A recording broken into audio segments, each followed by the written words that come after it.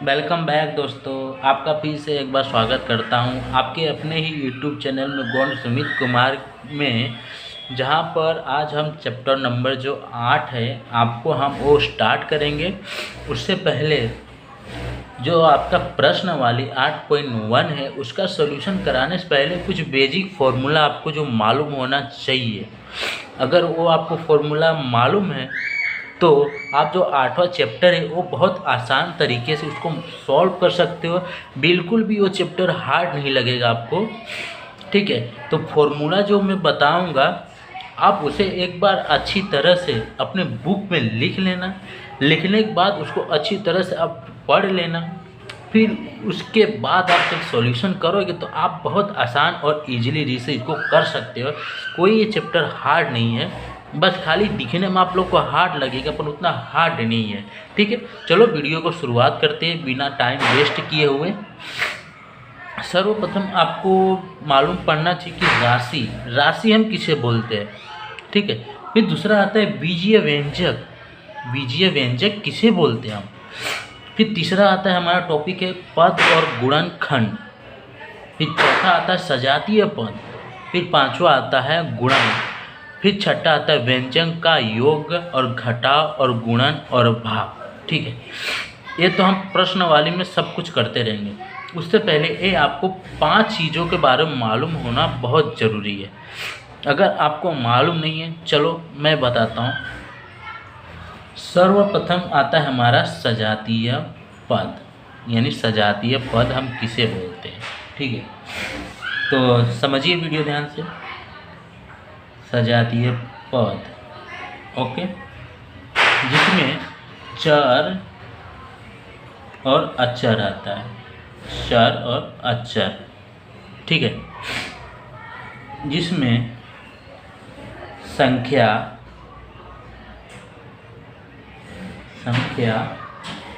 अचर में क्या होती है, संख्या निश्चित होती है। निश्चित, इसमें संख्या निश्चित होती है। जैसे कि आपका हो गया 3, 2, 100, 2.5, ये सब क्या है कि निश्चित संख्या आप लोग का। ठीक है, और चर किसे बोलते हैं। अचर को तो मैंने बता दी, एक निश्चित संख्या होती है जिसे हम अचर कहते हैं। और चर किसे कहते हैं वो तो भी आपको मालूम रहना जरूरी है। ठीक है, चर यानी अनिश्चित। अनिश्चित, ठीक है, चर यानी अनिश्चित। जैसे कि कुछ अंग्रेजी के वर्णमाला,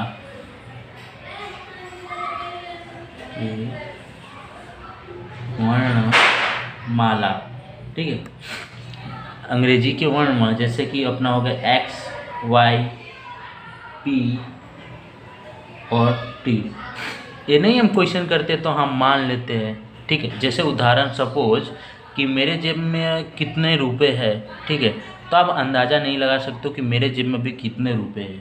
ठीक है, इसलिए उसे अनिश्चित कहा जाता है। ठीक है, ये ही पहला तो समझा दिया हमने राशि।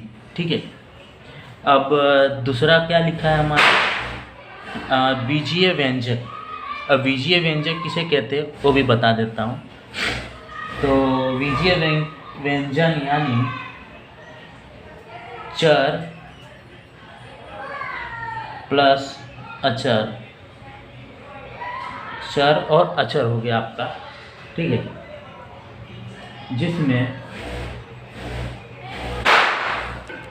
जिसमें क्या होता है हमारा, जैसे कि x+3 आपने लिख दिया। ठीक है, ये आपका चर हो गया और ये आपका अचर हो गया। ठीक है, चर और अचर हो गया। जैसे कि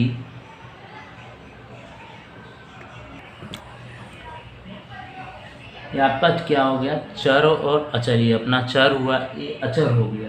ठीक है, जैसे कि कुछ एग्जाम्पल लेते हैं। ठीक है, जैसे आया आपका t² - p+3। ओके, तो इसमें क्या होता है, ये आपका चर हुआ। ठीक है, ये आपका भी चर हो गया, p भी आपका चर हुआ, t भी।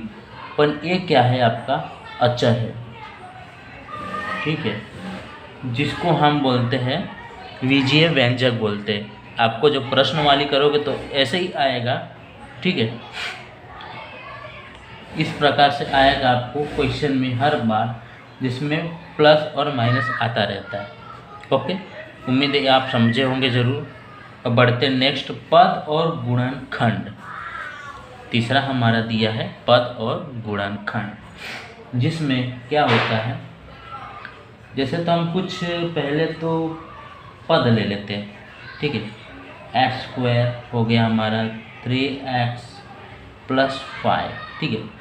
अब इसमें हमारा पद किसको बोलेंगे, ठीक है, ये हमारा पद है, ठीक है, पद है हमारा, और गुणन, जिसका गुणनखंड हो सकता है, ठीक है, जिसमें प्लस और माइनस का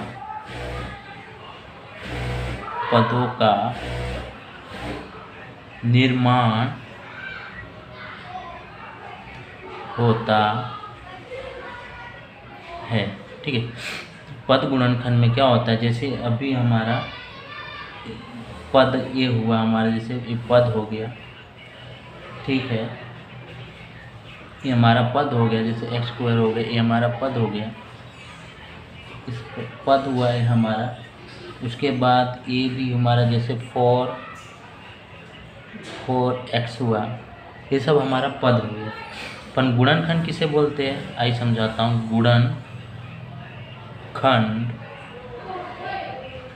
गुणनखंड यानी जैसे आपका एक्स स्क्वायर हो गया, ठीक है, इसका हम गुणा भी कर सकते हैं, जैसे x गुणा x करेंगे तो इसको हम गुणनखंड कहते हैं। सपोज मैं यहाँ पर 2 लेता हूँ, तो इसका गुणनखंड कैसे निकाल सकते हैं, 2 × 1, ठीक है, ये हमारा गुणनखंड हुआ।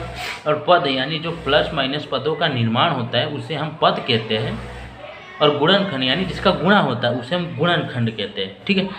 उम्मीद है ये समझ गए होंगे आप। अब बढ़ते हैं नेक्स्ट वीडियो की तरफ। नेक्स्ट हमारा क्या है, सजातीय पद, ठीक है। अब सजातीय पद में क्या होता है, जिसमें एग्जाम्पल तरीके समझाता हूँ, जिसमें 3x + 5 + 6p, ठीक है। अब इसमें सजातीय पद यानी देखिए ये आपका ये सजातीय पद है, ठीक है। अब इसका प्लस करोगे तो आपका 8x बनेगा, ठीक है, हो जाएगा।